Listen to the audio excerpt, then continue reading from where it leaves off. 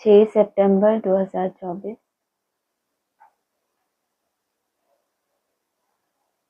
मीठे बच्चे, तुम्हारी यह पढ़ाई सोर्स ऑफ इनकम है। इस पढ़ाई से 21 जन्मों के लिए कमाई का प्रबंध हो जाता है। प्रश्न है, मुक्ति धाम में जाना कमाई है या घाटा है? उत्तर है, भक्तों के लिए यह भी कमाई है। कहाँ जाना? मुक्ति धाम में जाना। किसके लिए? भक्तों के लिए। क्यों? उनके लिए कमाई है ये। उन्होंने उसी के लिए माथा मारा है पूरे भक्ति मार्ग में। आधा कल्प से शांति शांति मांगते आए हैं। बहुत मेहनत के बाद भी शांति नहीं मिली। क्यों ऐसा? भक्तों ने इतनी मेहनत की, उनको मन की शांति ही नहीं मिली।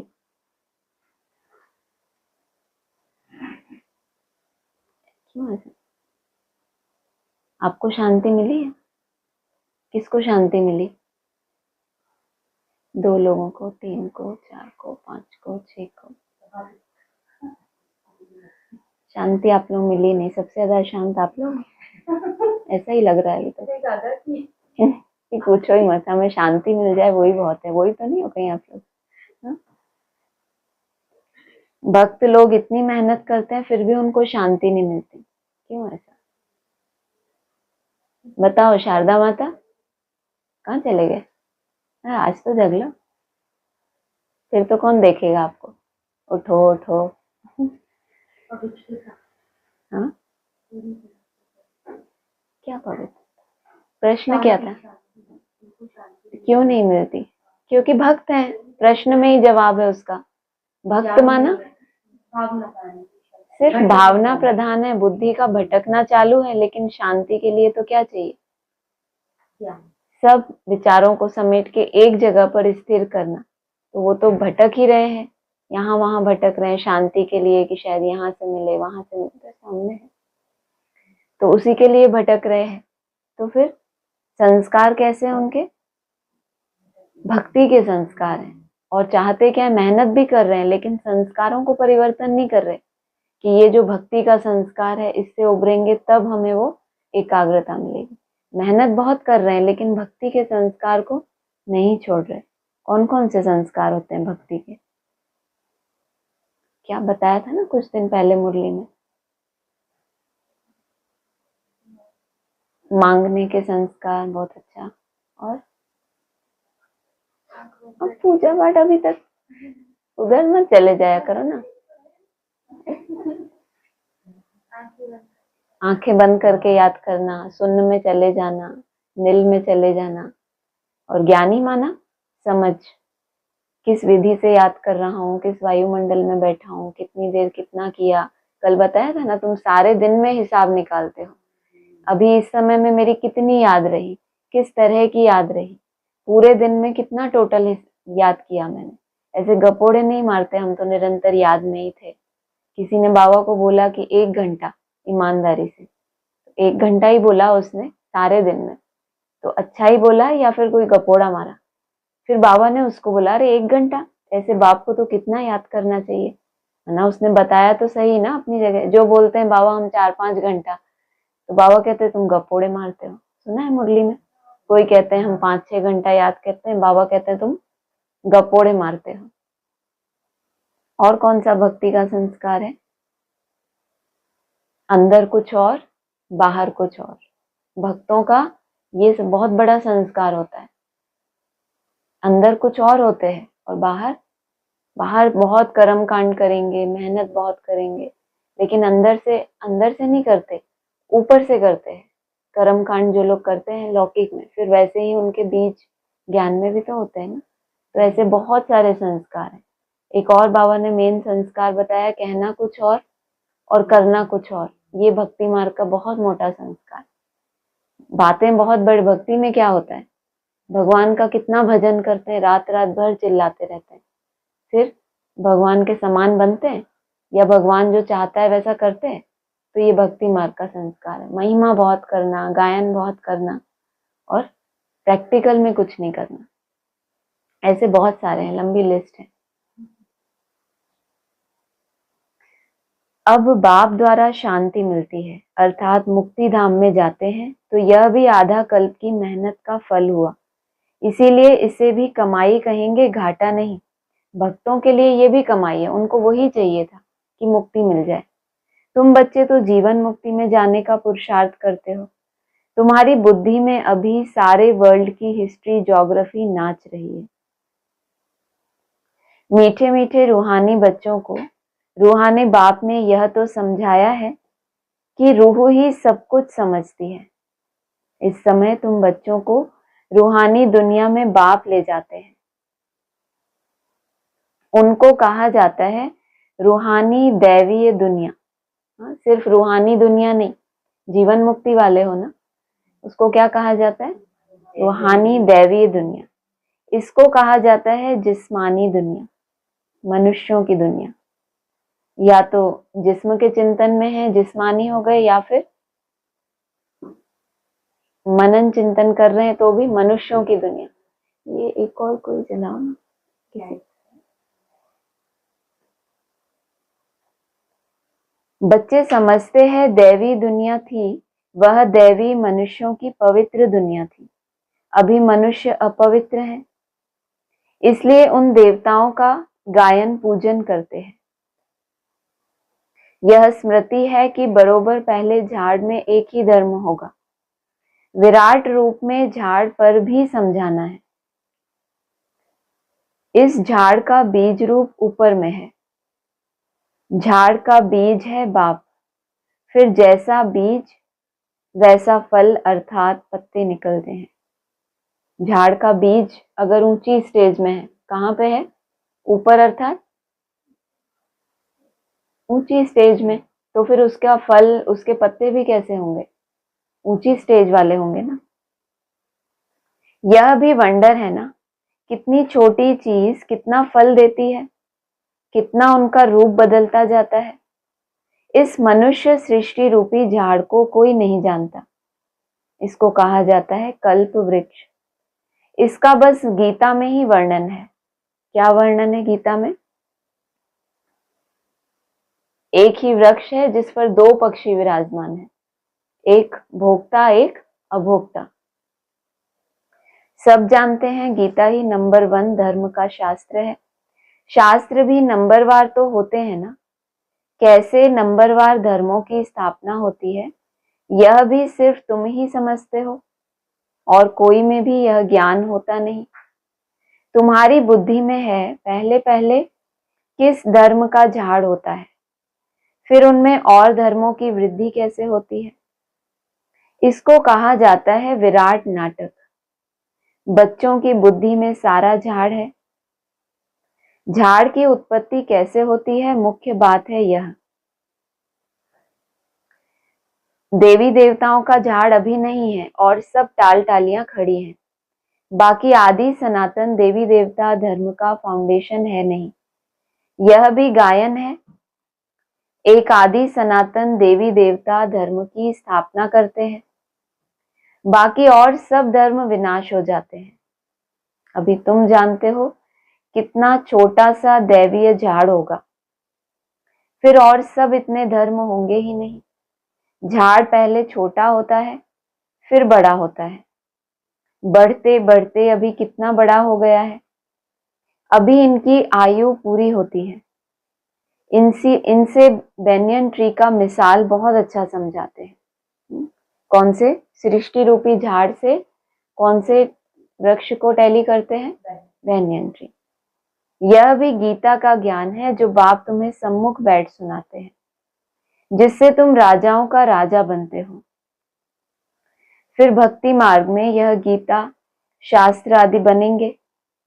यह अनादि ड्रामा बना हुआ है, फिर भी ऐसे ही होगा।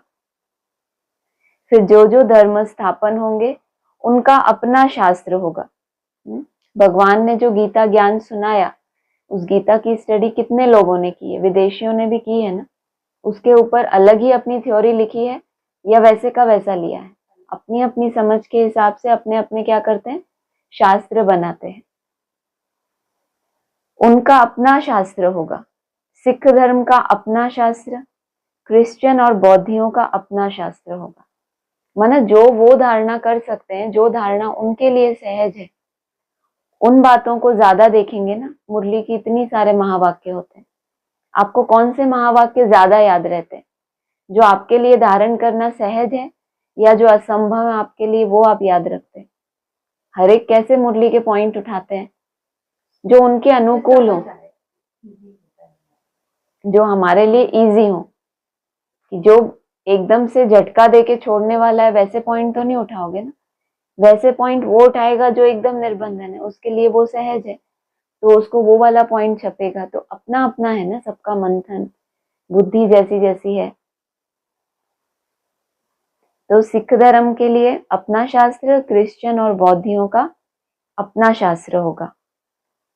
अभी तुम्हारी बुद्धि में सारे वर्ल्ड की हिस्ट्री, ज्योग्राफी नाच रही है। बुद्धि ज्ञान डांस कर रही है। तुम सारे झाड़ को जान गए हो। बुद्धि में ज्ञान का बोझ उठाना और ज्ञान का डांस करना, कितना फर्क है। ज्ञान का विस्तार बुद्धि में बहुत है, लेकिन जैसे बोझ उठा रहे हैं, मंथन भी कर रहे हैं, लेकिन एक भारीपन बना हुआ है, ये भी ये भी ये भी। और एक है ज्ञान में इतना हल्कापन हो कि जैसे हम डांस कब करते हैं, जब हल्कापन होता है, खुशी होती है, तब डांस करते हैं। या भारी हैं, अरे अभी तो ये वाला, अभी तो ये ज्ञान, वो ज्ञान, कितना विस्तार है लोगों की बुद्धि में। तो बुद्धि क्या कर रही है? ज्ञान डांस। तुम सारे झाड़ को जान गए हो, कैसे कैसे धर्म आते हैं, कैसे वृद्धि को पाते हैं, फिर अपना एक धर्म स्थापन होता है, बाकी खलास हो जाते हैं। गाते हैं ना, ज्ञान सूर्य प्रगटा, अभी बिल्कुल अंधियारा है ना, कितने ढेर मनुष्य हैं, फिर यह इतने सब होंगे ही नहीं। इन लक्ष्मी नारायण के राज्य में यह थे नहीं, फिर एक धर्म स्थापन होना ही है। यह नॉलेज बाप ही आकर सुनाते हैं। तुम बच्चे कमाई के लिए कितनी नॉलेज आकर पढ़ते हो, बाप टीचर बनकर आते हैं, तो आधा कल्प तुम्हारी कमाई का प्रबंध हो जाता है। बाप ऐसा मिला है तो बाप क्या चाहता है? अपने बच्चों के फ्यूचर की अच्छे से अच्छी व्यवस्था करना चाहता है ना। तो ये बाप आते हैं तो तुम्हारी ऐसी पढ़ाई पढ़ाते हैं कि आधा कल्प तुम कमाई करते ही रहते हो। और तुमने ज्यादा अच्छे से पढ़ा है तो कितना चलेगी ये कमाई? पूरे 84 जन। तुम बहुत धनवान बन जाते हो। तुम जानते हो अभी हम पढ़ रहे हैं, यह है अविनाशी ज्ञान रत्नों की पढ़ाई। एक होती है विनाशी ज्ञान रत्नों की पढ़ाई, एक होती है अविनाशी ज्ञान रत्नों की पढ़ाई। वो कल की मुरली में बाबा ने क्या खास पॉइंट बोला था, याद है किसी को? विनाशी ज्ञान रतन पढ़े या अविनाशी पढ़े? किसी की बुद्धि में है अविनाशी कोई ज्ञान रतन कल का? कोई तो बोलो। एक ही बॉल पे सब बॉल आउट, पूरी टीम एक साथ। नहीं, मैया नहीं बताएगी, मैया को तो घर जाना है। क्या बोला था कल? कोई खास बात? कल मुरली किसने किसने सुनी? ईमानदारी से बताओ। कुछ भी नहीं बोला? कुछ भी नहीं बोला खास? बोला तो बहुत कुछ होगा, कौन इतना याद रखे, रोज रोज बोलते रहते। कोई नहीं, सब आउट। नहीं, फिर हमारी बहनों का से पूछेंगे, फिर वो बताएंगी, फिर पता चलेगा। अंदर वाले बाहर वाले ले गए आज, अंदर वाले लेके। अभी बोला नहीं है उन्होंने, अभी एक एक कर बोला था जुटका नहीं खाना, जुटका नहीं खाना, ये तो बोला जुटका नहीं खाना, ये तो ऐसा। हाँ ये बात है, उबासी आदि नहीं आती। ठीक, चलो आपका सबसे ये पुराना से ये बुजुर्ग स्टूडेंट सबसे पहले बोला, लाज रख ली। चलो और कोई था ना कल ये उबासी आदि का? नहीं, मैं कोई पर्टिकुलर पॉइंट नहीं पूछ रही, मैं कह रही हूँ कुछ याद है कल की मुरली में क्या कुछ बोल? बाबा कह रहे ना अविनाशी ज्ञान रतन, तो वो ना विनाश हो गया ना, कल जो सुना आज है ही नहीं याद, तो विनाश हो गया ना। हाँ, अभी भी आउट नहीं हुए हैं, अभी आउट डिक्लेयर नहीं किया आप लोगों को, क्योंकि माता जी मैं बोलूं? मैं नहीं बोलूंगी किसी को। आपको बोलना है? आपने हाथ उठाया ना, नहीं फिर भी बोलिए तो सही।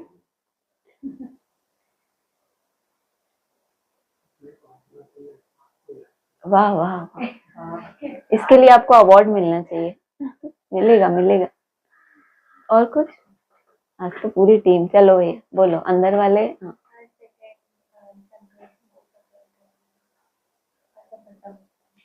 ठीक।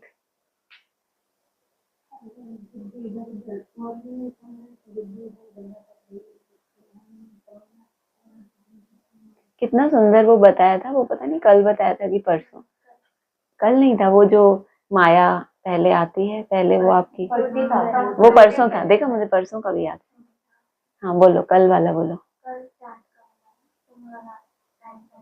वो तो मैंने देखो अभी अभी रिपीट किया था कि सारे दिन में कितना याद किया, तो भी आप लोग चीटिंग नहीं कर पाते। इतने भोले बच्चे हो ना कि आप लोगों को चीटिंग भी करना नहीं आती। हाँ और एक एक बोलो। अच्छा दोनों भूल गए थे रे? कोई बात नहीं। बाबा ने कल एक बहुत अच्छी बात भी बोली थी कि आप सीढ़ी वाले नहीं हो, आप पुरानी दुनिया से नई दुनिया में सीधा जंप देते हो। यही शब्द बोला था, सीधा जंप लगाते हो। मतलब मेरे माइंड में ये वाला पॉइंट था, लेकिन आप कुछ भी बोल देते तो बच जाते, लेकिन कुछ भी याद नहीं।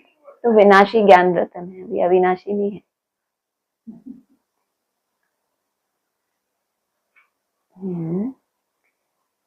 भक्ति को अविनाशी ज्ञान रतन नहीं कहेंगे। इसमें लिखा है। यह है अविनाशी ज्ञान रत्नों की पढ़ाई। भक्ति को अविनाशी ज्ञान रतन नहीं कहेंगे। भक्ति में मनुष्य जो कुछ पढ़ते हैं उनसे घाटा ही होता है, रत्न नहीं बनते। ज्ञान रत्नों का सागर एक बाप को ही कहा जाता है। बाकी वह है भक्ति, उसमें कोई भी एम ऑब्जेक्ट है ही नहीं, कमाई है ही नहीं।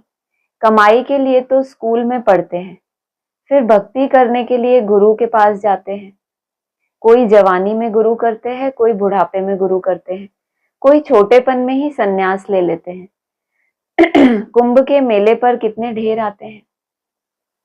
सतयुग में तो यह कुछ भी नहीं होगा। तुम बच्चों की स्मृति में सब बातें आ गई हैं। रचता और रचना के आदि मध्य अंत को तुम जान गए हो। उन्होंने तो कल्प की आयु ही बड़ी कर दी है। ईश्वर सर्वव्यापी कह दिया है। ज्ञान का पता नहीं है। बाप आकर अज्ञान नींद से सुजाग करते हैं। जबकि हम जब मुरली पढ़ते हैं और किसी को बोलते हैं बताओ क्या बोला, तो वो रिपीट करता है कि नहीं? इस चीज के ऊपर सोचो। उसने रिपीट भी किया है वो बात, लेकिन आज उसको याद नहीं है, तो वो कहाँ तक गई थी। सिर्फ उसकी अलर्टनेस का परसेंटेज देखो कितना था, कि जिसने बोला है वो बात उसको भी उतना याद नहीं है। आगे चल के अविनाशी जब ज्ञान रतन हो जाएगा तो कैसी स्थिति होगी। जो पॉइंट हमारे काम का होगा, जो धारणा के लिए हम चात्रक होंगे, सुना, कभी भी वो जा ही नहीं सकता। भले मुरली की डेट भूल जाओ, आगे पीछे का पूरा भूल जाओ, वो बात नहीं है, लेकिन जो रत्न बनने वाला है, जो आपके जीवन को बदलने वाला है, वो क्या हो जाएगा। पीछे बैठने का ये मतलब नहीं है। तो वो क्या हो जाएगा आपके लिए? अविनाशी, क्योंकि वो आपके जीवन को क्या बनाने वाला है? हीरे जैसा बनाने वाला है। अभी तुमको ज्ञान की धारणा होती जाती है, बैटरी भरती जाती है। ज्ञान से है कमाई, भक्ति से है घाटा। टाइम पर जब घाटे का समय पूरा होता है तो फिर बाप कमाई कराने आते हैं। मुक्ति में जाना वह भी कमाई है। शांति तो सब मांगते रहते हैं। शांति देवा कहने से बुद्धि बाप तरफ चली जाती है। कहते हैं विश्व में शांति हो, परंतु वह कैसे होगी यह किसी को भी पता नहीं। शांति धाम सुख धाम अलग होते हैं, यह भी नहीं जानते।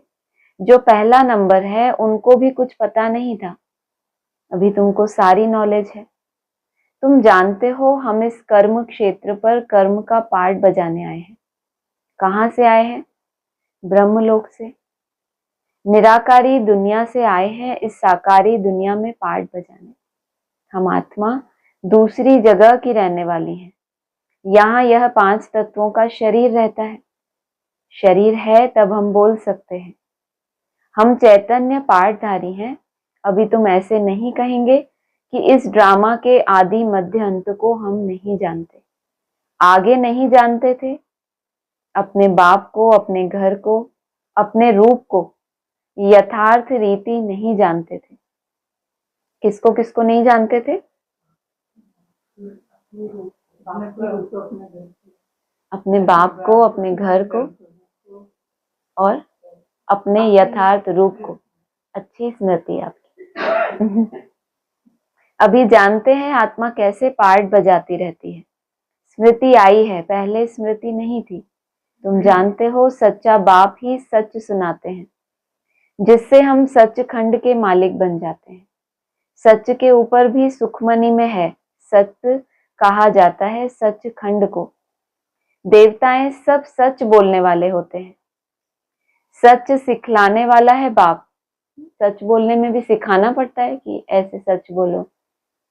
कैसे सच बोलने वाला, कैसे सिखलाते हैं कि सच बोलो? नहीं, बोलने की बात है ना। सच बोलना तुम्हें कौन सिखाता है? बाप सिखाते हैं। क्या सिखा? सच बोलने में सिखाना पड़ता है? नहीं। हाँ, सच तो बिठो नच। बहुत अच्छी बात। माना वो भी बाप सिखलाते हैं सच्चाई और सफाई की गहरी गहरी परिभाषा क्या है। वो भी हमको कौन सिखलाता है? हम वैसे दूसरे की कोई गलती देखेंगे कि फलाने ने सच्ची सच्ची रिपोर्ट देंगे कि ये ऐसा हुआ वैसा। अपनी कोई गलती होगी तो सच्ची रिपोर्ट देते उतनी ही ईमानदारी से। वो तो अभी हमको बाप ने सिखाया कि सच्चाई, माना सच तो बहुत लोग बोलते हैं कि जो भी दुनिया में कुछ हो रहा है देश के लिए कर रहे हैं, सच ही तो कर रहे हैं। लेकिन अपनी आत्मा के उत्थान के लिए सच्चाई और सफाई से अपनी चेकिंग करना, वो जो हमको बात है वो बाप सिखलाते हैं। क्योंकि आत्मा बना देते हैं ना, फिर देहभान रहता ही नहीं, तो सच बोलने में कोई परेशानी नहीं है ना। उनकी महिमा देखो कितनी है। गाई हुई महिमा तुमको काम में आती है। शिव बाबा की महिमा करते हैं, वही झाड़ के आदि मध्य अंत को जानते हैं। सच बाप सुनाते हैं तो तुम बच्चे सच्चे बन जाते हो। तुम नहीं सच बोलते तो तुमको बाप ही सब कुछ क्या सुना देते हैं कि तुम्हारे अंदर क्या क्या है। स्वदर्शन चक्र मतलब क्या? कि वो इतना तीखा है कि तुम्हें अगर चल जाए वो तुम्हारे सामने, तुम्हारा सारा देहभान का गला कट जाए। माना तुम्हें सच्चाई का एहसास हो जाए कि मेरे अंदर तो इतना देहभान था। तो बाप तुम्हारे सामने फिर क्या करते? नहीं तो सोने की मुरली चलाएं या स्वदर्शन चक्र चलाएं तो क्या होगा? सिखा दिया ना कि सच बोलो अपनी इच्छा से, ना तो फिर दूसरा ऑप्शन भी है। ये बार बार बंद। हाँ, कि बाप तुम्हें एहसास दिलाए, धर्मराज तुम्हारा टीवी में दिखाए तुम्हारी सच्चाई क्या है, जो तुमने कभी रखी ही नहीं बाप के सामने। तो सामने तो आएगी ना वो, तभी तो तुम्हारा देह भान छूटेगा। बाबा क्यों हमें ये बोलते हैं अपना सच्चा पोता मेल रखो, कचहरी में बोलो, ताकि हमारा देह अभिमान कम हो। हम जो खुद को समझते हैं कि मैं ये हूँ, सबके सामने बोलने में आपकी, अगर आप बोल पाते हो तो आपके अंदर देह भान निकल रहा है, आप आत्मा बन रहे हो। सचखंड भी बन जाता है। भारत सचखंड था, नंबर 1 ऊंचते ऊंच तीर्थ भी यह है, क्योंकि सर्व की सदगति करने वाला बाप भारत में ही आते हैं। एक धर्म की स्थापना होती है, बाकी सबका विनाश हो जाता है। बाप ने समझाया है सूक्ष्म वतन में कुछ है नहीं, यह सब साक्षात्कार होते हैं। भक्ति मार्ग में भी साक्षात्कार होता है। मैं भी क्यों बोला? भक्ति मार्ग में भी, ज्ञान मार्ग में भी साक्षात्कार होते हैं उनको जिनके अंदर भक्ति मार्ग के संस्कार हैं। साक्षात्कार नहीं होता तो इतने मंदिर आदि कैसे बनते, पूजा क्यों होती? साक्षात्कार करते हैं, फील करते हैं कि यह चैतन्य में थे। बाप समझाते हैं भक्ति मार्ग में जो कुछ मंदिर आदि बनते हैं, जो तुमने सुना देखा है वह सब रिपीट होगा। चक्र फिरता ही रहता है। ज्ञान और भक्ति का खेल बना हुआ है। हमेशा कहते हैं ज्ञान भक्ति वैराग्य, परंतु डिटेल कुछ नहीं जानते। बाप बैठ समझाते हैं ज्ञान है दिन, भक्ति है रात, वैराग्य है रात का, फिर दिन होता है। अभी वैराग्य कैसा है? अज्ञान अंधेरे में है, और वैराग्य कैसा है? रात का, घोर अज्ञान की रात्रि है और वैराग्य भी है। लेकिन कैसा वैराग्य होगा? शमशानी वैराग्य जिसको कहते हैं। फिर दिन होता है। भक्ति में है दुख, इसीलिए उसका वैराग। सुख का तो वैराग्य नहीं कहेंगे। सन्यासी आदि भी संन्यास आदि भी दुख के कारण लेते हैं। सन्यासी क्यों चले जाते हैं घर बार छोड़ के? बहुत दुख उनको मिलता है। समझते हैं पवित्रता में सुख है, इसीलिए स्त्री को त्याग चले जाते हैं। आजकल तो धनवान भी बन गए, क्योंकि संपत्ति बिगड़ तो सुख मिल ना सके। पहले कहाँ रहते थे सन्यासी?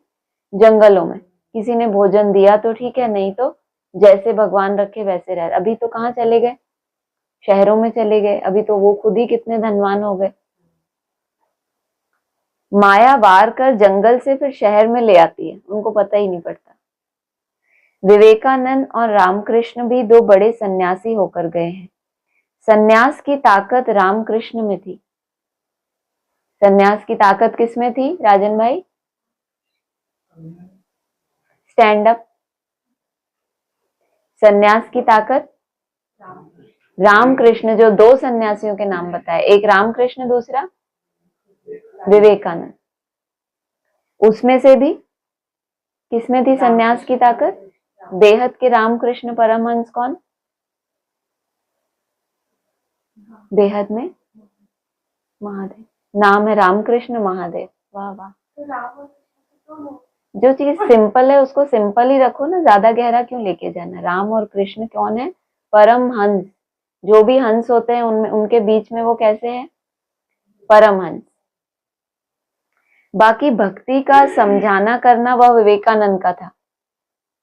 रामकृष्ण क्या था? पक्का सन्यासी। और भक्ति का समझाना, भक्ति को आगे बढ़ाना, वो किसका काम था? विवेकानंद शिष्य था ना रामकृष्ण परमहंस का। इसीलिए दोनों की पुस्तक है। पुस्तक जब लिखते हैं तो एकाग्रचित हो बैठ लिखते हैं। रामकृष्ण जब अपनी बायोग्राफी बैठ लिखते थे तो शिष्य को भी कहा तुम जाकर दूर बैठो। क्यों ऐसा किया? हाँ, आप बैठ जाओ। बाबा ने कहा बैठो। दूर जाकर बैठते थे। क्यों? क्योंकि वो एकाग्रता उनकी खंडित ना हो जाए किसी और के वाइब्रेशन से भी। था बहुत तीखा कड़ा सन्यासी। तीखा भी था और कड़ा सन्यासी। और था कैसा? प्रवृत्ति मार्ग वाला था या वैसा था? ब्रह्मचारी था। प्रवृत्ति मार्ग वाला था। और बाबा क्या कह रहे? कितना तीखा। और रामकृष्ण कैसे हैं? प्रवृत्ति मार्ग के सन्यासी हैं या वैसे सन्यासी हैं? और विवेकानंद हद का सन्यासी। तो सब टैली होता है ना। बाप ऐसे नहीं कहते स्त्री को माँ कहो, उन्होंने लेकिन ये भी किया। बाबा ने नहीं सिखाया, लेकिन माता गुरु तो बोला है, लेकिन उसने कड़ा सन्यासी ये भी करके दिखाया। बाप तो कहते हैं उनको भी आत्मा समझो, लेकिन ये भी एक बहुत ऊंची प्योरिटी है। युगल को माँ के रूप में देखना, ये एक प्योरिटी का बहुत ऊंचा लेवल है। आत्माएं तो सब भाई भाई हैं। सन्यासियों की बात अलग है, उसने स्त्री को माँ समझा।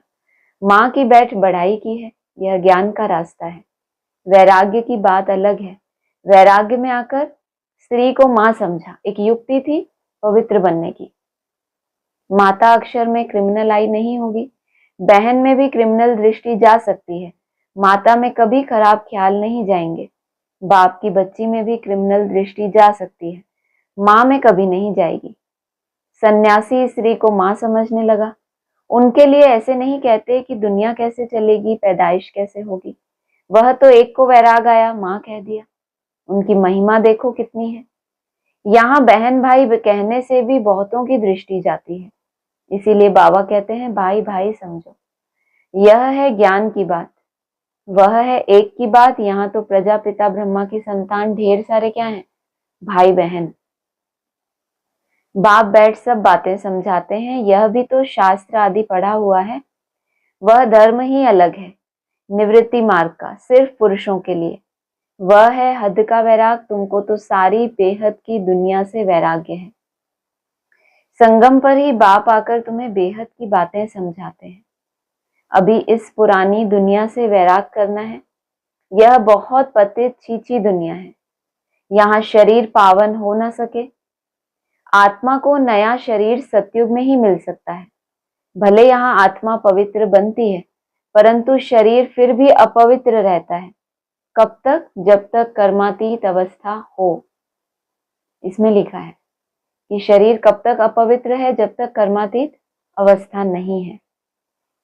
सोने में खाद पड़ती है तो जेवर भी खाद वाला बनता है, खाद निकल जाए तो जेवर भी सच्चा बनेगा। इन लक्ष्मी नारायण की आत्मा और शरीर दोनों सतो प्रधान है। तुम्हारी आत्मा और शरीर दोनों ही तमो प्रधान काले हैं। आत्मा काम चिता पर बैठ काली बन गई है, बाप कहते हैं। फिर हम आकर सांवरे से गोरा बनाते हैं। यह ज्ञान की सारी बात है, बाकी पानी आदि की बात नहीं। सब काम चिता पर बैठ पतित बन पड़े हैं, इसलिए राखी बंधवाई जाती है कि पावन बनने की प्रतिज्ञा करो। बाप कहते हैं हम आत्माओं से बात करते हैं। मैं आत्माओं का बाप हूं जिसको तुम याद करते आए हो। बाबा आओ हमको सुख धाम में ले चलो। सन्यासी कहते हैं हमको मोक्ष में जाना है, तुम क्या कहते हो? हमको सुख धाम में ले चलो। बाप समझाते हैं तुम काम चिता पर बैठ काले तमो प्रधान हो गए। अब मैं आया हूं काम चिता से उतार ज्ञान चिता पर बिठाने। अब पवित्र बन स्वर्ग में चलना है। बाप को याद करना है। बाप कशिश करते हैं। बाबा के पास युगल आते हैं, एक दो को कशिश होती है, एक को कशिश होती है, दूसरे को नहीं होती। पुरुष ने फट से कह दिया हम इस अंतिम जन्म में पवित्र रहेंगे, काम चिता पर नहीं चढ़ेंगे। ऐसे नहीं कि निश्चय हो गया, निश्चय अगर होता तो बेहद बाप को पत्र लिखते, कनेक्शन में रहते। निश्चय की निशानी क्या है? बेहद के बाप को पत्र लिखते या फिर परिवार के कनेक्शन में रहना। इसका मतलब आपको निश्चय है कि इसी पुरुषार्थ से, इसी संगठित पुरुषार्थ से मेरी सदगति होने वाली है। कनेक्शन तो मन बुद्धि से रखा ही जाता है ना, फिर पत्र लिखना, ऑफिशियल रखना क्यों बाबा ने नियम बनाए हैं? तो इस कनेक्शन का भी बहुत महत्व है। सुना है पवित्र रहते हैं, अपने धंधे आदि में ही मस्त रहते हैं, बाप की याद ही कहाँ है? ऐसे बाप को तो बहुत याद करना चाहिए। स्त्री पुरुष का आपस में कितना प्यार होता है, पति को कितना याद करती है। बेहद के बाप को तो सबसे जास्ती याद करना चाहिए। गायन भी है ना, प्यार करो चाहे ठुकराओ, हम हाथ कभी नहीं छोड़ेंगे। ऐसे नहीं यहाँ आकर रहना है, वह तो फिर सन्यास हो गया। घर बार छोड़ यहाँ आकर रहे। तुमको तो कहा जाता है गृहस्थ व्यवहार में रहते पवित्र बनो। यह पहले तो भट्टी बननी थी जिससे इतने तैयार हो निकले। उनका भी बहुत अच्छा वृतांत है। जो भट्टी बननी थी और घर बार छोड़कर निकले तो उनकी यादगार क्या बना हुआ? भागवत, भागे ना अपने अपने घरों से। जो बाप का बनकर यज्ञ में रहकर रूहानी सर्विस नहीं करते, वह जाकर क्या बनते हैं? क्या बनेंगे? चंडाल ही बनते हैं। चंडाल क्यों बनेंगे? भागे थोड़ी हैं, अभी रह तो रहे ना, दास दासियां बनते हैं। फिर पिछाड़ी में नंबरवार पुरुषार्थ अनुसार ताज मिलता है। उन्हों का भी घराना होता है, प्रजा में नहीं आ सकते। कोई बाहर का आए अंदर वाला नहीं बन सकता। वल्लभाचारी बाहर वालों को कभी अंदर आने नहीं देते। यह सब समझने की बात है। ज्ञान है सेकंड का। फिर बाप को ज्ञान का सागर क्यों कहा जाता है? ज्ञान है एक सेकंड का, फिर भी बाप को ज्ञान का सागर क्यों कहा जाता है? कहाँ हो? समझाते ही रहते हैं, पिछाड़ी तक समझाते ही रहेंगे, क्योंकि वो एक सेकंड आता कब है? जब तुम्हारी आत्मा सतो प्रधान बन जाती है, तब वो एक सेकंड। उससे पहले तो सागर की हिलोरें चलती ही रहती हैं। पिछाड़ी तक समझाते ही रहेंगे। जब राजधानी स्थापन हो जाएगी, तुम कर्मातीत अवस्था में आ जाएंगे, फिर ज्ञान पूरा हो जाएगा। है सेकंड की बात, परंतु फिर समझाना पड़ता है। हद के बाप से हद का वर्षा, बेहद का बाप विश्व का मालिक बना देते हैं। तुम सुख धाम में जाएंगे तो बाकी सब शांति धाम में चले जाएंगे। वहां तो है ही सुख। यह तो खातिरी है, बाप आए हैं, हम नई दुनिया के मालिक बन रहे हैं राजयोग की पढ़ाई से। अच्छा, मीठे मीठे सिक्की लदे बच्चों प्रति माता पिता बाप दादा का याद प्यार गुड मॉर्निंग। रूहानी बाप की रूहानी बच्चों को नमस्ते।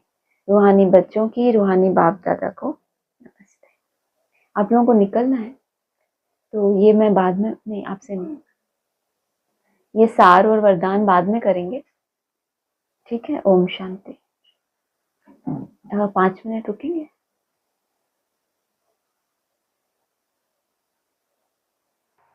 इस पतित चीची दुनिया से बेहद का वैराग रख, आत्मा को पावन बनाने का पूरा पूरा पुरुषार्थ करना है पतित छीछी दुनिया, लेकिन फिर भी जो चीज पतित होती है उससे तो वैसे ही वैराग आना चाहिए। लेकिन बाबा कह रहे हैं कि है पतित, लेकिन तो भी इससे बेहद का वैराग रख आत्मा को पावन बनाने का पूरा पूरा पुरुषार्थ करना है। एक बाप की ही कशिश में रहना है। पतित चीची दुनिया बाप की दृष्टि में है, हमें तो वो मायावी दुनिया भी ऐसे तो नहीं लगती, लेकिन उससे हमें वैराग लाना पड़ता है। सेकंड है ज्ञान की धारणा से अपनी बैटरी भरनी है। ज्ञान रत्नों से स्वयं को धनवान बनाना है। जैसे डायमंड्स इकट्ठे करते हो तो धनवान समझते हो ना कि हमारे पास इतने डायमंड्स। ऐसे ज्ञान भी क्या हो, बहुत सारा ज्ञान के पॉइंट ना भी याद हो, लेकिन जो मेरे लिए रतन बनाने में या मुझे रतन बनने में काम आने वाला है, वो तो कैसा हो जाना चाहिए, अविनाशी। अभी कमाई का समय है, इसीलिए घाटे से बचना है। कमाई कभी कम भी हो जाए लेकिन घाटा नहीं होना चाहिए। घाटा कैसे होता है,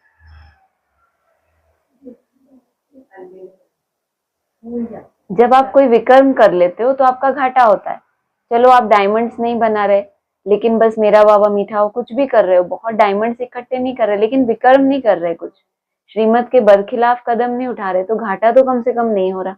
आगे चल के फिर वहीं से आगे बढ़ेंगे ना जहां पे थे। वरदान है ज्ञान रत्नों को धारण कर व्यर्थ को समाप्त करने वाले होली हंस भव। जितना जितना व्यर्थ बुद्धि में से समाप्त होता जाएगा, ऑटोमेटिक क्या होगा, ज्ञान रत्न धारण होते ही जाएंगे। होली हंस की समाप्त करने वाले होली हंस भव। होली हंस की दो विशेषताएं हैं, कौन कौन सी? हंस क्या करता है, और दूसरी उसकी विशेषता क्या है? नहीं, हाँ, क्या एक्यूरेट जवाब देते हैं आप, कमाल है। एक है ज्ञान रतन चुगना, दूसरा निर्णय शक्ति द्वारा दूध और पानी को अलग करना। दूध और पानी का अर्थ है समर्थ और व्यर्थ का निर्णय। ज्ञान जल को भी क्या बता दिया, व्यर्थ, इस पॉइंट में। और दूसरा दूध माना समर्थ। जिस ज्ञान के चिंतन से, उसके विस्तार में जाने से कोई अर्थ निकले, मैं आत्मा उस अर्थ स्वरूप में टिक जाऊं। मुझे डायमंड बनाने में वो ज्ञान का जो पॉइंट है वो अगर मदद करता है, आपको समर्थ बनाता है। समर्थी माना स्मृति ही समर्थी है। अगर वो ज्ञान का महावाक्य आपको स्मृति स्वरूप बनाने में मदद करता है तो ही उसको क्या कहेंगे, ज्ञान दूध। नहीं तो क्या है, जल। जल का कितना भी मंथन करो, कितना भी मंथन करो, सार कुछ भी निकलता ही नहीं है। व्यर्थ को पानी के समान कहते हैं और समर्थ को दूध समान। तो व्यर्थ को समाप्त करना अर्थात होली हंस बनना। हर समय बुद्धि में ज्ञान रत्न चलते रहे, मनन चलता रहे, तो रत्नों से भरपूर हो जाएंगे। स्लोगन है सदा अपनी श्रेष्ठ पोजीशन में स्थित रहे, ऑपोजिशन को समाप्त करने वाले ही विजयी आत्मा है। सदा के लिए अपनी श्रेष्ठ पोजीशन में रहकर ऑपोजिशन को समाप्त करने वाले। ऑपोजिशन को सामना करके समाप्त करने वाले नहीं। एक होता है ना, किसी ने आपका विरोध किया, आपके अनुकूल नहीं किया, मान लो किसने श्रीमत के बरखिलाफ भी कोई काम किया और आप ऑपोजिशन कर रहे हो स्थूल रूप में, तो क्या कौन सी शक्ति यूज की आपने? सामना करने की। सामना करने की शक्ति ब्राह्मण परिवार में कभी यूज करनी ही नहीं होती। कौन सी शक्ति यूज करनी होती है? समाने की और सहन करने की। तो अपनी श्रेष्ठ पोजीशन ऐसी हो कि ऑपोजिशन सामने वाले से उसको प्रेरणा ही ना हो आपको ऑपोजिशन करने की। आप अंदर से इतने शांत स्वरूप हो। कोई भी लड़ाई होती है दो हाथों से होती है या एक ही हाथ से होती है? एक हाथ करे जा रहा है उसकी ऑपोजिशन, दूसरा कुछ रिएक्ट ही नहीं कर रहा।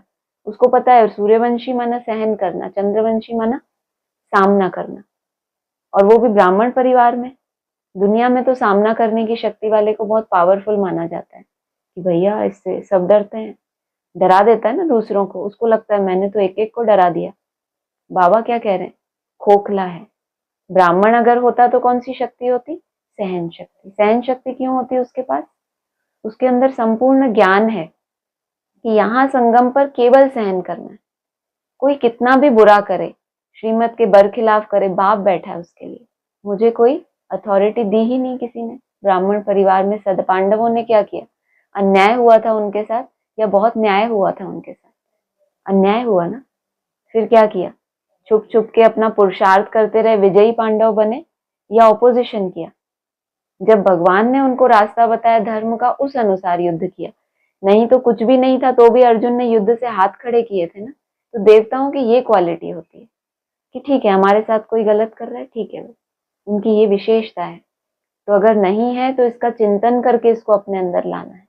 लौकिक दुनिया का ये कायदा है कि सामना करके दूसरों को डरा के आप पावरफुल कहलाते हो। यहाँ वो कायदा नहीं है। यहाँ जितना सहन करते हैं उतने ही शहंशाह बनते हैं। बाबा ने कहा, नाम ही देखो शहंशाह, सहन किया उसने, फिर शाह बना, माना भगवान की नजर में ऊंचा बना।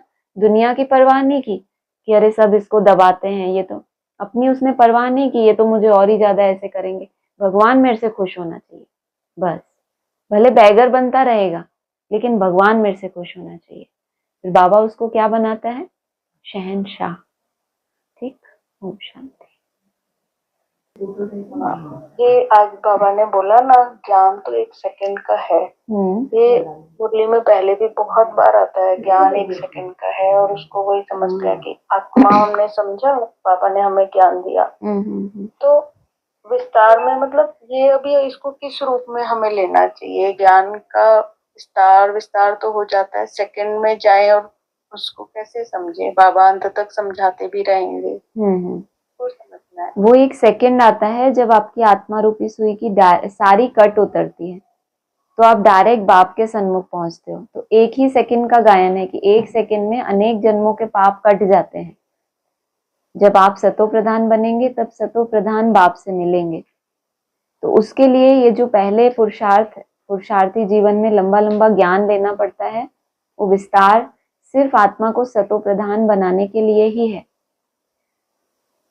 तो ज्ञान का सागर उसको बनना पड़ता है ताकि वो सेकंड आए हमारे लिए, हमारी आत्मा उस लेवल तक पहुंचे कि उसकी 1 सेकंड की दृष्टि मिले हमें।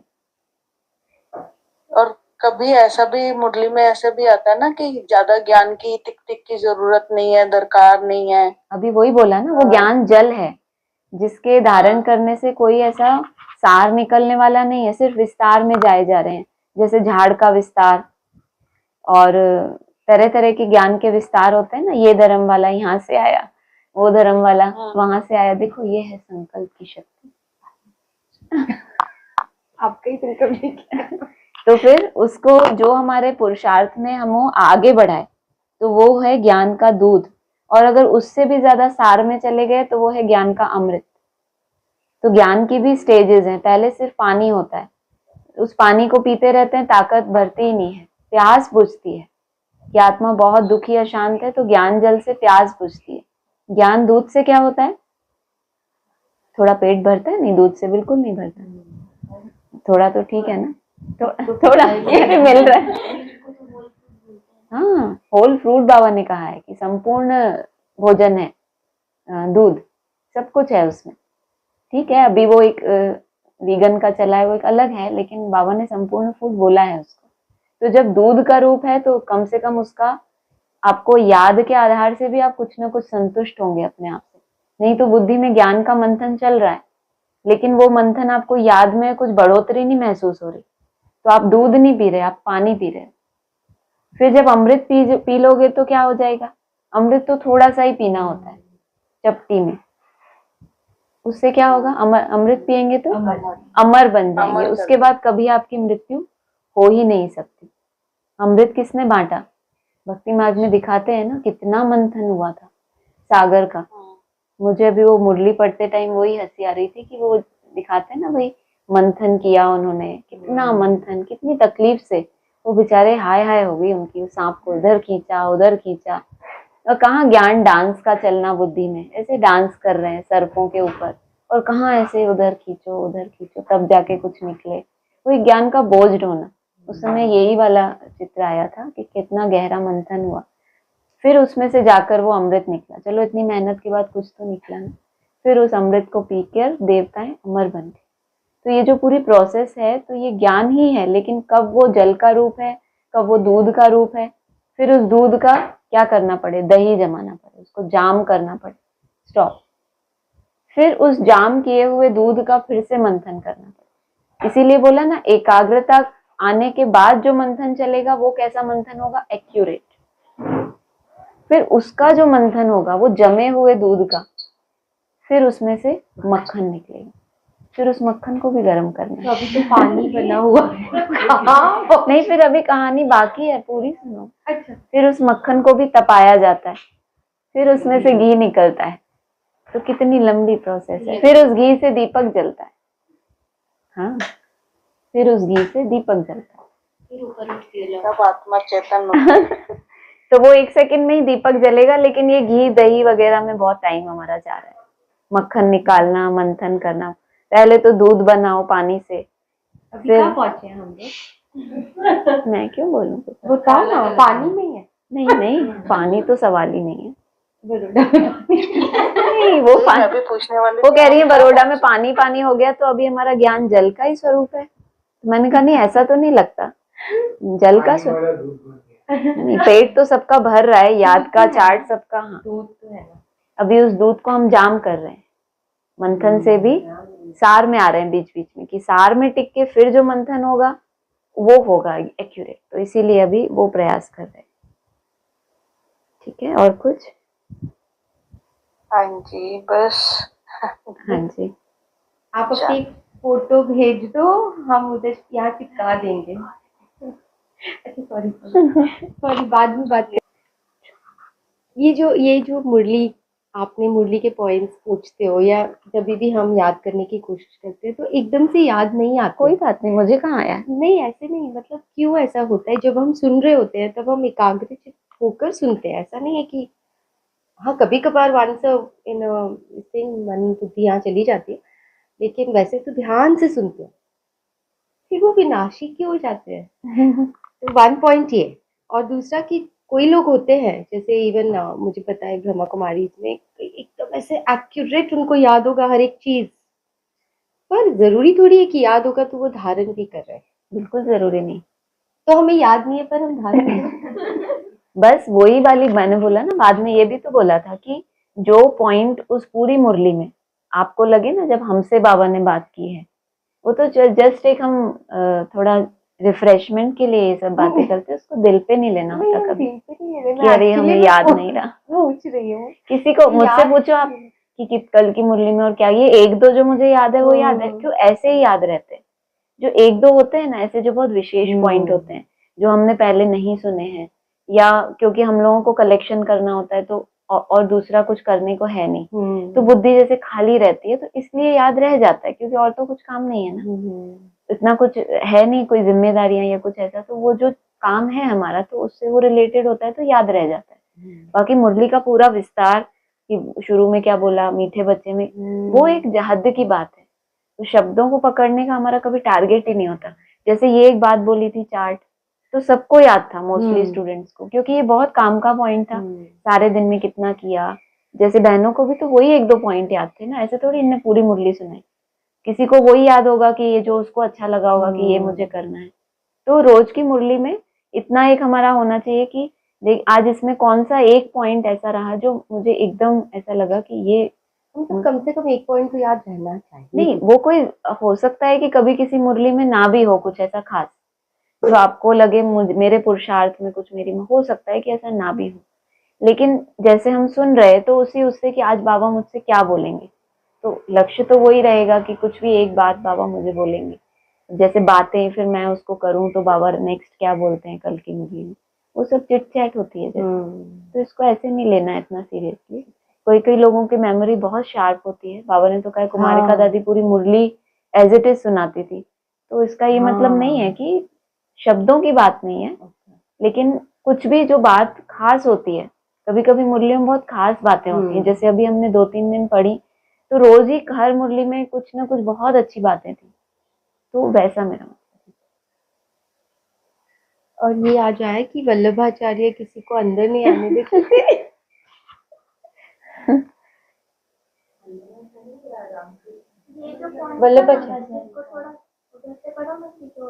वल्लभाचार्य वाला वो दास दासियां बनते हैं, मुरली है। वो वल्लभाचार्य अंदर वालों को, बाहर वालों को अंदर नहीं आने देते थे।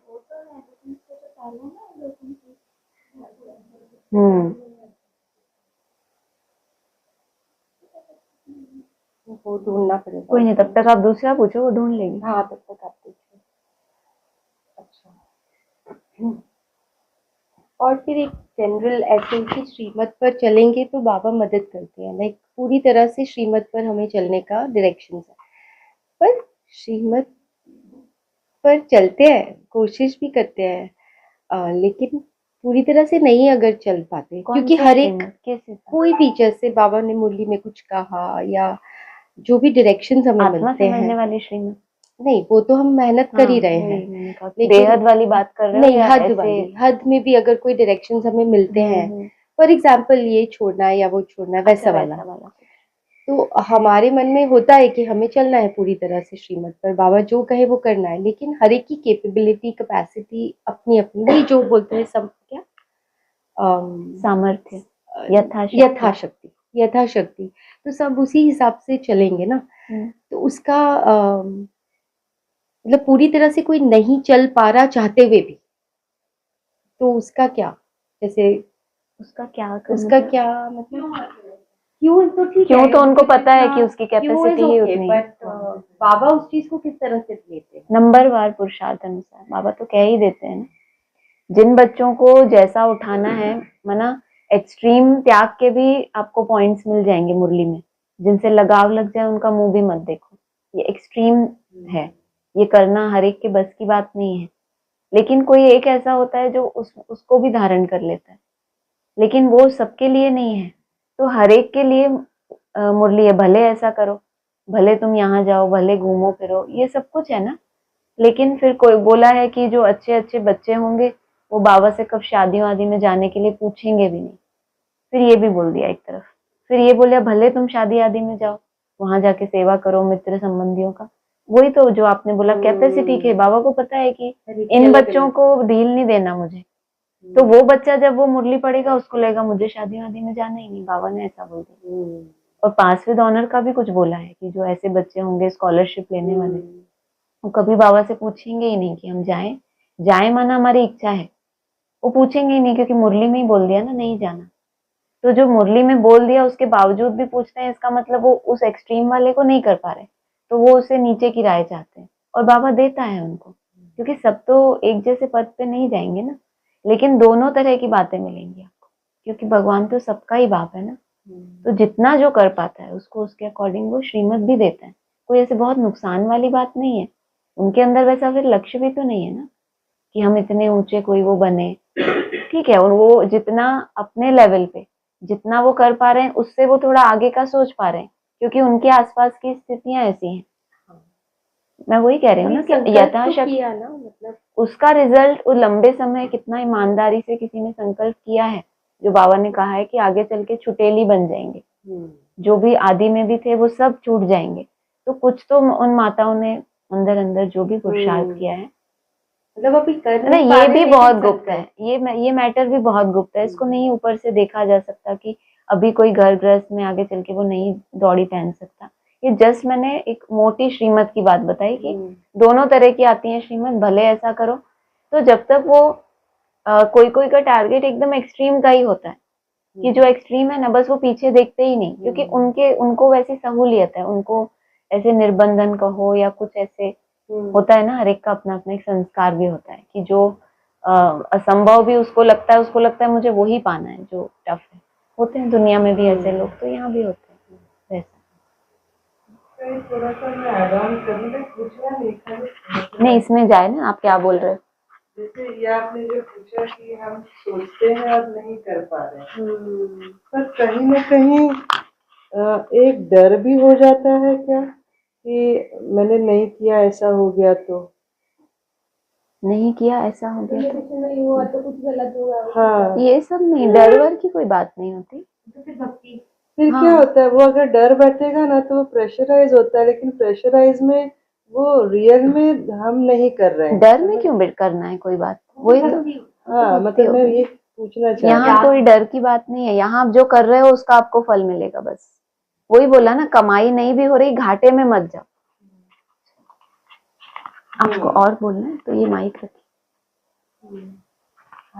कमाई नहीं कर पा रहे, लेकिन घाटा नहीं होना चाहिए कि हमने कोई ऐसा उल्लंघन जो हम अलबेलेपन की वजह से हुआ, हम चाहते तो अपने आप को कंट्रोल कर सकते थे, जानते हैं ये सही नहीं है।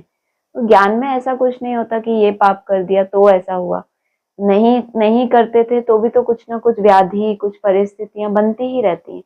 वो आत्मा के अपनी ही एक हिसाब किताब है, तो उसको चुप करनी ही है। ये चीज मैं क्यों पूछी, जैसे कभी कभी ऐसे हमने किया नहीं, लेकिन ऐसा होता है ना कि इसका इफेक्ट कहीं और तो नहीं आएगा। ये नहीं होना चाहिए, संकल्प ही नहीं होना चाहिए, ये तो नहीं होगा वो तो बाबा कहते हैं अनुमान से बहुत नुकसान होता है। अभी नहीं हो रहा, मतलब ये पहले था, पहले होता पर अब नहीं होता, क्योंकि आपको पता है कि हम सही रास्ते हाँ, पे चल रहे हैं। जो आपका संकल्प होगा उसी तरह की चीजों को आप अट्रैक्ट कर रहे हो। अगर आप सोच रहे हो ऐसा तो नहीं होगा, तो उसके होने की संभावना बढ़ गई है, क्योंकि आपने उसको एनर्जी दी। अपने संकल्प एक एनर्जी है, आप उसको कहीं भी लगा दो वो उस चीज को बढ़ाएगी। पॉजिटिविटी में लगा दो उसको बढ़ाएगी, नेगेटिविटी तरफ जाने दोगे तो वो भी बढ़ेगी। इसलिए हम रोकते हैं उसको नेगेटिविटी से, क्योंकि एनर्जी है ना, जहां भी जाएगी वो चीज बढ़ेगी। इसलिए भाई साहब की क्लासेस 2020 की आ रही हैं, तो उसमें आ रहा है कि सूक्ष्म में नई दुनिया की स्थापना की शुरुआत हो गई। कैसे कैसन हो गई हमें बिना बताए। हाँ बताओ 2020 में कैसन हुई। कल भी इनका भी कॉल आया, मैंने कहा शायद कोई विशेष ही क्लासेस हैं, ऊपर मेरा वाईफाई नहीं आ रहा था तो मैंने सुनी नहीं, तो मैंने सोचा सुनूंगी इनको बाद में एक बार फिर से। 2019 के लिए बाबा ने कहा था ना 5 दिसंबर राजधानी स्थापन हो गई, और एक तरफ विनाश, उसी टाइम कोरोना का आना, और फिर ये शिव जयंती की ही वाणी है शायद आप लोग हाँ, सुन रहे हैं। फरवरी में तीसरी उड़ान माना एक भट्टी शुरू हुई थी 6 महीने की, 6 महीने की थी ना, 6 महीने बोला। तो वहां से सूक्ष्म रूप इसीलिए बोला कि बोला ना मैंने तुमको पावन बना दिया, ये भी 2019 दिसंबर की वाणियों में आया। तो कोई आत्मा अपनी सतो प्रधान स्थिति को टच कर लेती है, क्योंकि उससे पहले जब वो टाइम आया 2018 तब शिव जयंती हुई, उसके बाद फिर बड़ा इम्तिहान 5 दिसंबर के लिए बोला था, इससे जास्ती गुंजाइश है ही नहीं, तो एक बड़ा पेपर होना था।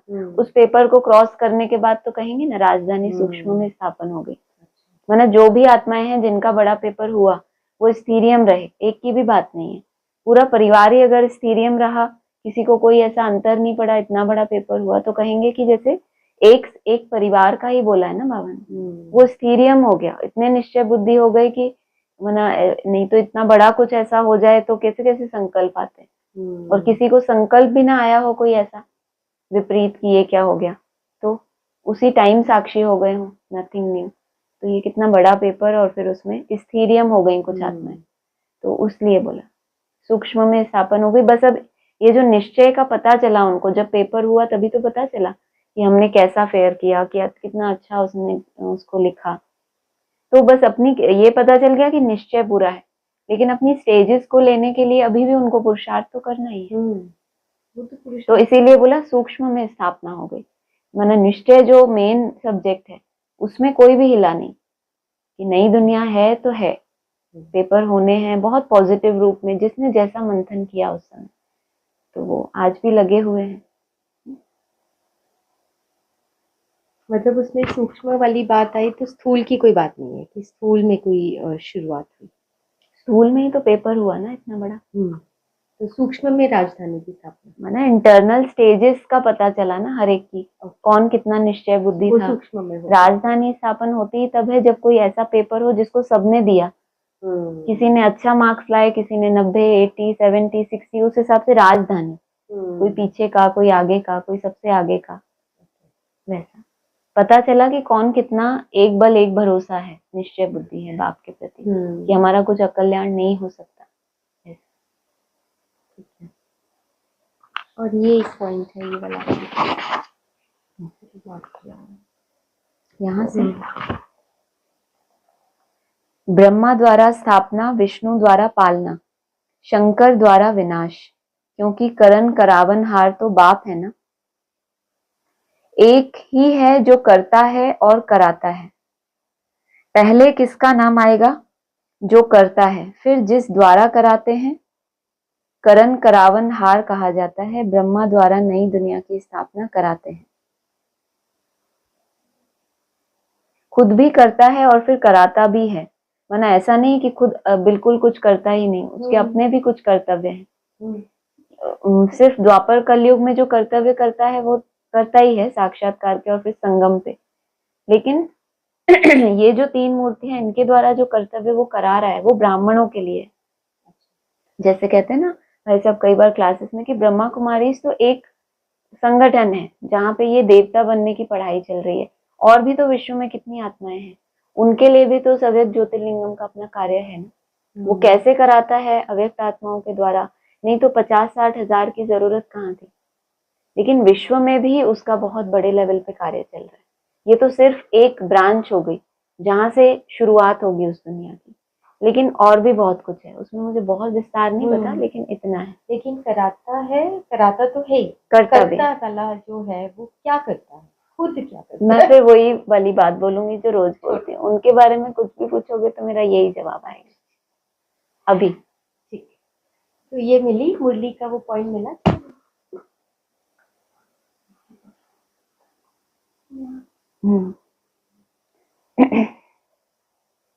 जो बाप का बनकर अंदर यज्ञ में रहकर के रूहानी सर्विस नहीं करते, वह जाकर दास दासियां बनते हैं, फिर पिछाड़ी में नंबरवार पुरुषार्थ अनुसार ताज मिल जाता है।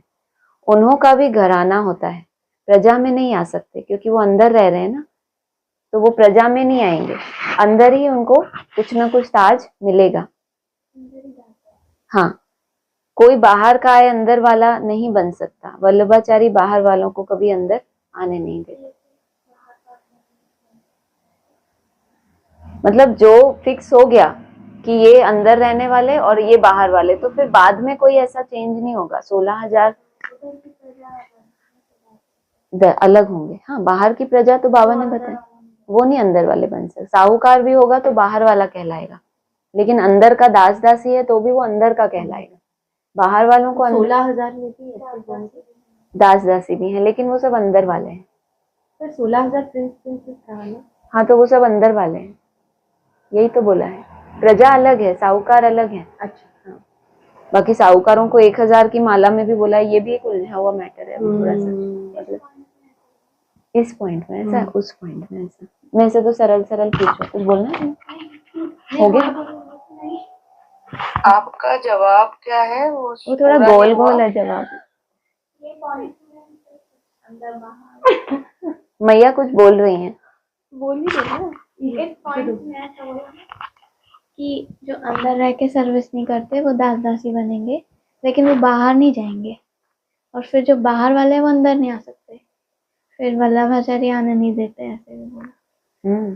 तो जो बाहर रह के जिनका जो जैसे बोला ना साहूकार बनेंगे वो, हाँ। लेकिन फिर भी वो बाहर वाले अंदर नहीं आ सकते। ये तो बाबा ने बताया है, साहूकार भी प्रजा में ही कहलाते हैं उसके मुकाबले।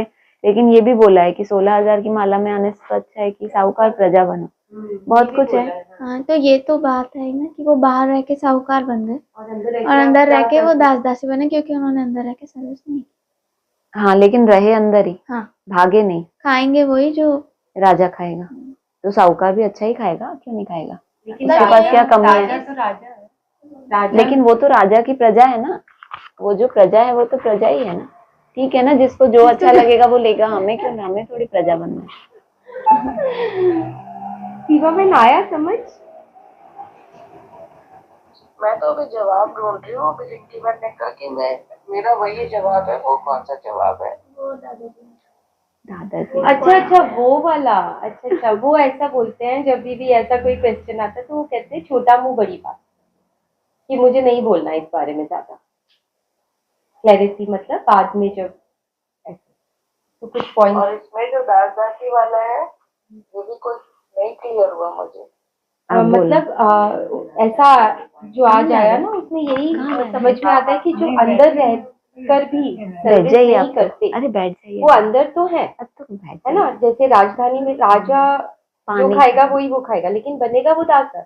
और बाहर रह के अच्छी सर्विस करी तो वो साहूकार बनेगा। गरम चाहिए, तो ठंडा की वो गरम? तो वही प्रजा में खिलाया जा रहा है ना। हाँ, है तो प्रजा में है, ठंडा नहीं ना, समर्पित नहीं हुआ ना। ठंडा चाहिए। मतलब ये भी कहा ना आगे चल के 16,000 के लिए ये बोला है कि स्थूल तरीके से भी समर्पित होना पड़ेगा। 16,000 को स्थूल और मतलब हम ऐसा सोचते हैं ना, बाहर रह के भी अगर मन बुद्धि बाप के साथ लगी है तो जैसे समर्पित ही है ना, वैसे तो। लेकिन आगे चल के ये परिभाषा निकलेगी, और ये क्लियर किया था भाई साहब ने स्टार्टिंग में, एक बार मैंने पूछा था तो कि 16,000 जो आत्माएं हैं उनको स्थूल तरीके से भी समर्पित होना पड़ेगा, वो समर्पित होना पड़ेगा। आगे चल के वो होगा। जो भी 16,000 में आने वाली आत्माएं वो स्थूल में भी समर्पित होगी।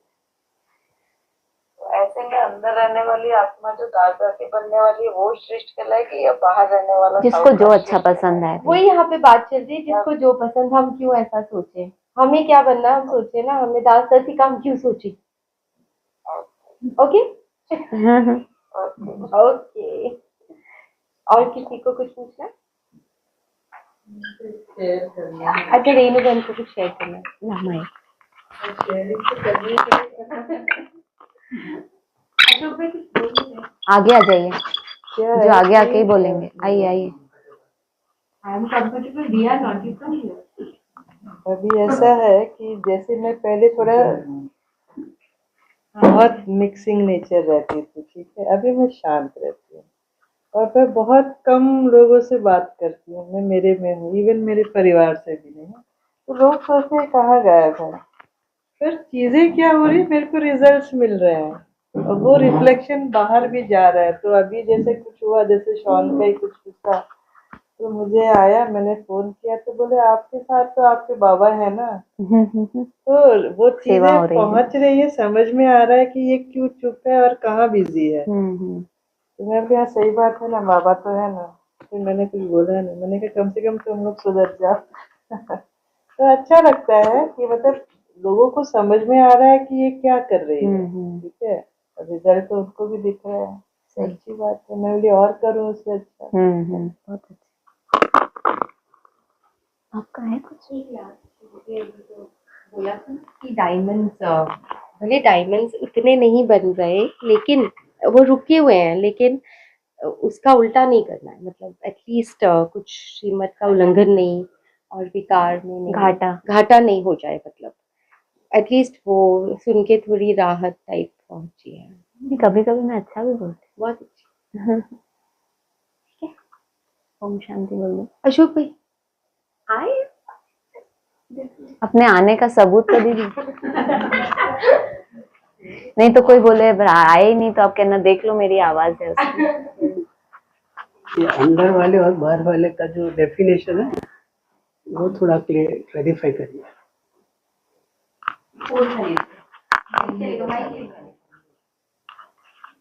क्लैरिफाई मतलब बहुत बेहद में। तो स्कूल में देखे ना कि आप अंदर वाले हैं, हम बाहर वाले हैं।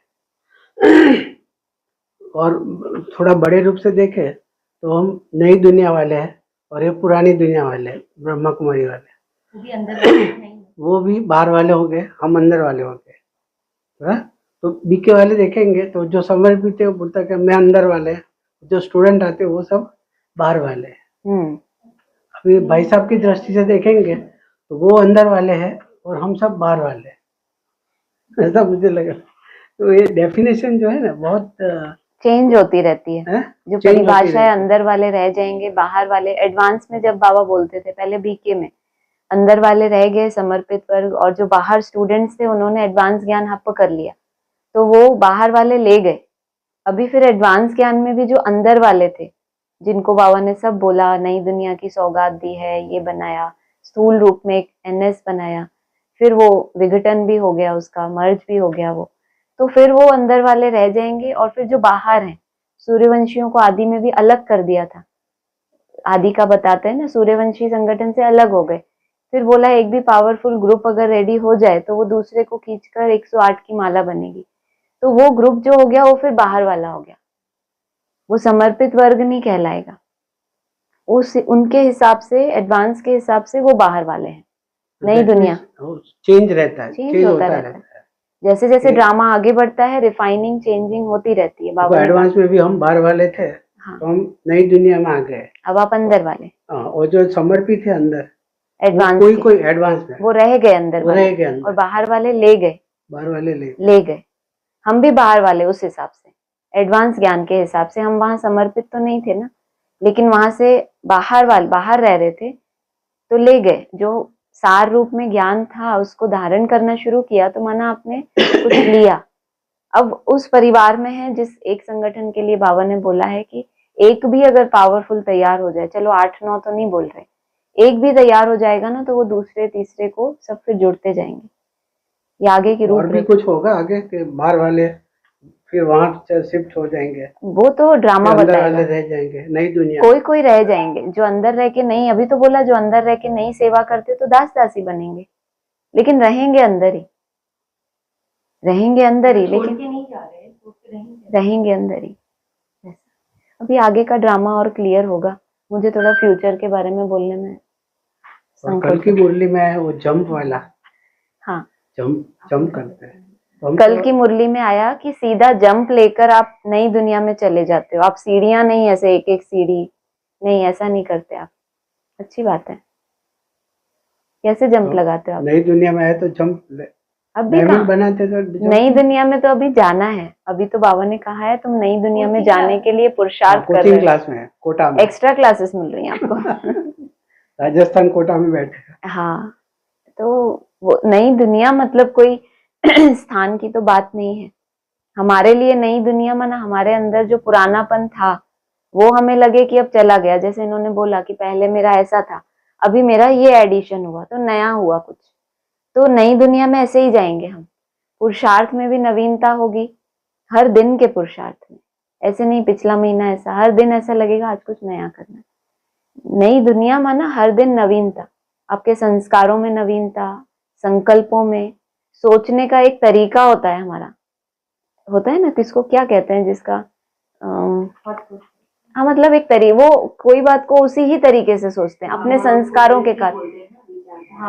विचारधारा माना उनके विचारों की धारा उसी तरह से चलती है कि कोई भी परिस्थिति होगी तो उनको पहले तो नेगेटिव ही सोचना है। इसको कहेंगे विचारधारा।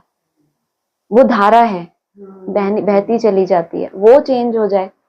जो परिस्थिति है उसके ऑपोजिट, उल्टे पॉजिटिव संकल्प चले, वो नीचे जा रही है पर हाँ वो आपका नजरिया चेंज होता है, मतलब आप नए बन गए।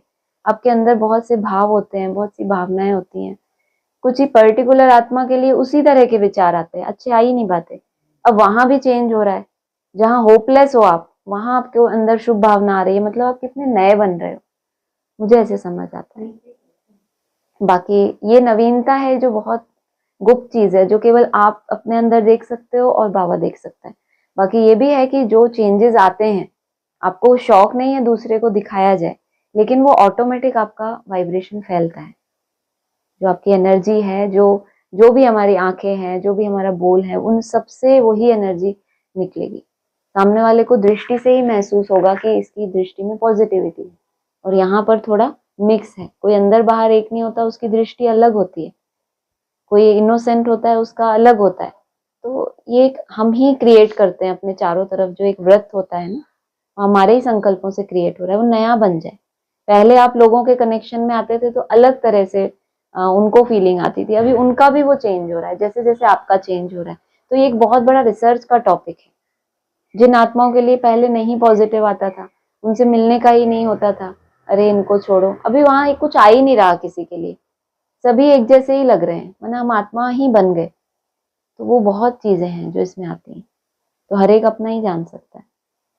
ये वाली पॉइंट है ना अभी जो आप बोल रहे हैं, कि आज पॉइंट जो बाबा ने बोला कि बाबा तुमको सच बोलना सिखाते हैं, वो तो उस टाइम सीधा इसी से मैच होता है। सच तो वही है ना, सच माना आत्मा। अगर आप आत्मा बनकर अपनी चेकिंग करोगे तो अलग करोगे, अगर देह भान में चेकिंग करोगे तो डर होगा उसमें।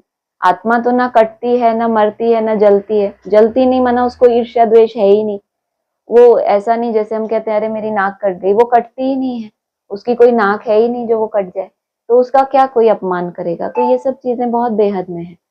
तो हमें वैसी आत्मा बनना जो कभी जलती नहीं, जिसमें ईर्ष्या नहीं, जो कभी अपमान फील नहीं करती, जिसके ऊपर पानी का प्रभाव नहीं, जिसके ऊपर अग्नि का प्रभाव नहीं।